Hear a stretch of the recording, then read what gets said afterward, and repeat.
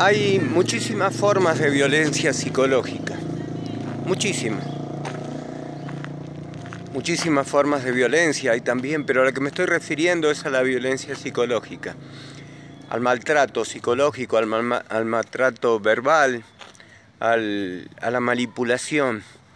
Una de las formas más efectivas, más dolorosas y más dañinas de todo, que es usada por los servicios de inteligencia, por las fuerzas paramilitares, por las fuerzas militares, por los servicios de espionaje, para quebrar a las personas que quieren sacar la información, es una que hemos vivido todos. Todos hemos vivido en algún momento este tipo de violencia, o la hemos ejercido. Esta violencia se llama el silencio.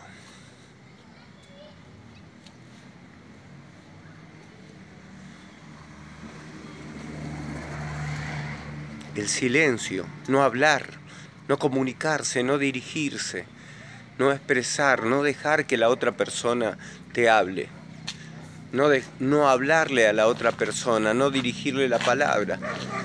Yo he experimentado muchas veces y a veces he ejercido esa misma violencia en otras personas, pero hace poco me he dado cuenta de su poder, de su poder destructivo. Y hoy me doy cuenta de que realmente se sufre. Antes no, muchas veces me había pasado, pero hoy lo he sufrido tanto que me llevó a pensar que hay un silencio más doloroso, hay un silencio más dañino, hay un silencio más mortal. Es el que ejercemos nosotros, aquellos que hemos conocido a Cristo, y callamos.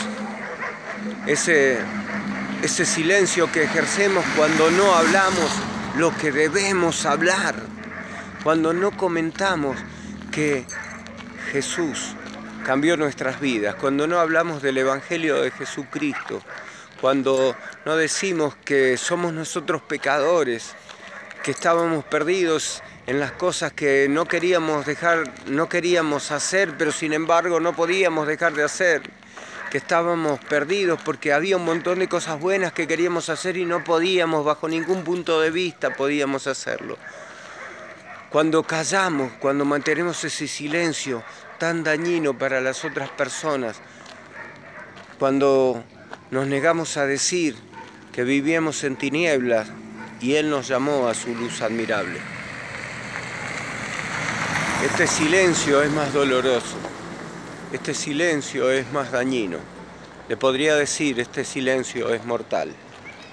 Cuando aquellos que fuimos cambiados por el amor de Cristo y que se nos fue dado la oportunidad de conocer al Padre a través de Jesucristo y se nos habló de este Evangelio maravilloso, poderoso, y pudimos conocer al Dios de amor.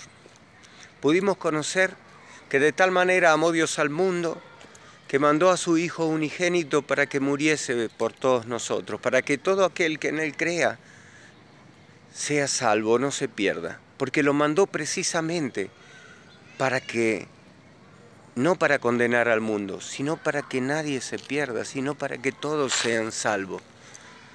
Eso lo hemos conocido nosotros el día que entendimos que Dios era real, que Dios existía.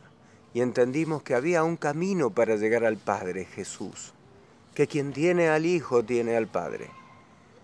Que simplemente aquel día que reconocimos a Dios y de nuestros ojos cayeron lágrimas de arrepentimiento, pudimos entender que Dios nunca deja de oír a un corazón sincero y humillado. Y que Él está dispuesto a perdonar y amarnos mucho antes de que nosotros pudiéramos amarlos o saber que existe. Este silencio a que me refiero no debería existir, porque dentro de nuestros corazones está el amor de Dios, el cual ha sido derramado por su Espíritu. Este silencio no debería existir, no debería retumbar en los oídos y en los corazones de las personas este silencio, porque en el lugar debería ser implantada una semilla de fe que se planta cuando se les predica el Evangelio. Entonces, de sus tinieblas, de su oscuridad, les empieza a resplandecer la luz. Y entendemos y creemos. Entonces podemos seguir a aquel que nos amó aún antes de que nosotros naciéramos. Por favor, le ruego a todos los que son cristianos que no ejerzan esta tortura terrible que retumbará en los oídos y en los corazones de los demás y en los propios, porque si usted ha escuchado a Jesús decir: id y predicad el Evangelio, id y haced discípulos por todo el mundo. Si usted lo ha escuchado, usted sabe que está desobedeciendo si calla. No calle más.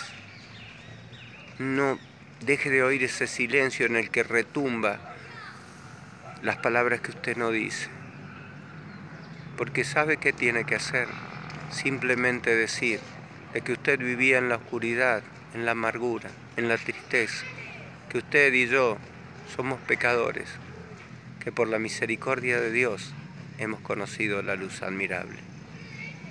No tiene que contar más que eso, no tiene que decir más que eso, que de tal manera nos amó Dios que mandó a Jesús para que muriese por nuestros pecados y que su sangre nos limpió de toda la inmundicia que teníamos y nos puso vestiduras blancas y nuevas.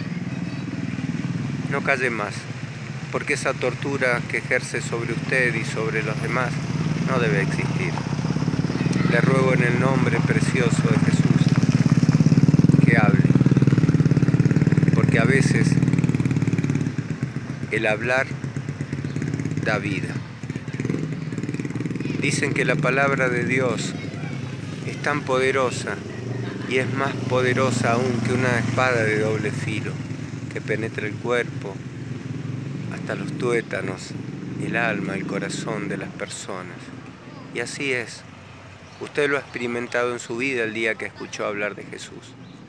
Y seguramente lo verá en otras personas cuando simplemente le comente que aquel judío hace 2000 años murió por usted y por mí. No deje de hacerlo. Usted no tiene que convencer a nadie. Simplemente abra su boca y el Espíritu Santo convencerá de pecado. Él pondrá palabras de amor en su boca y usted podrá decir que tiene un respaldo poderoso, el cual es firme, el cual no pasará nunca, y es la palabra de Dios, que en la Biblia encontrará cada una de las palabras que hablaban de que vendría un día el Mesías y que luego se confirmaron el día que nació Jesús de Nazaret. En él se cumplieron todas las profecías y se seguirán cumpliendo. Le ruego en el nombre de Jesús que no calle, que hable, que en este caso hablar es una bendición de Dios para los demás y para su vida misma. Dios le bendiga.